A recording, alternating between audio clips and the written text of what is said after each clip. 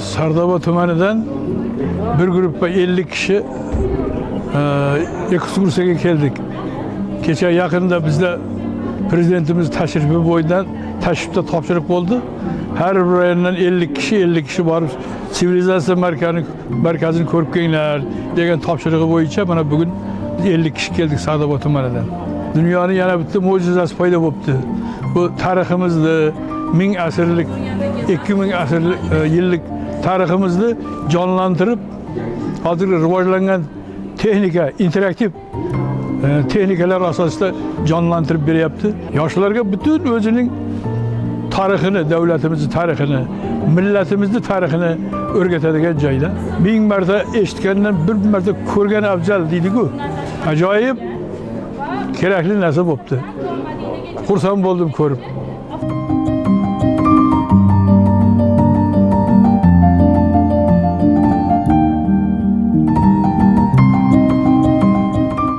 Davlat rahbarimiz Mirziyoyev Shavkat Miromonovichning 4 dekabrdagi Sirdaryo viloyatiga tashrifida ular mana shu islom sivilizatsiya markaziga har bir tumandan mana 50 nafar vakil borib ko'rib kelinglar taklif qilgandilar. Mana keldik.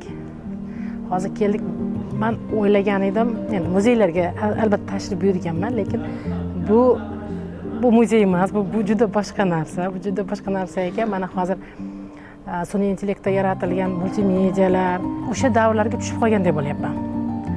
Hozir juda katta taassurot bilan uyga qaytaman.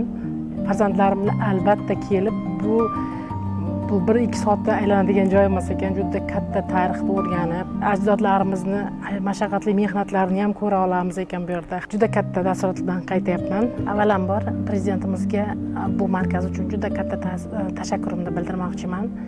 Bu juda katta ma'lumot markazi. Bu markazga kelgan odam bu yerda haqiqatan o'sha davrlarda yashagandek bo'la oladi ekan. Nafaqat yoshlar, 7 yoshdan 70 yoshgacha har bir O'zbekiston fuqarosini shu yerga taklif qilgan bo'lardim.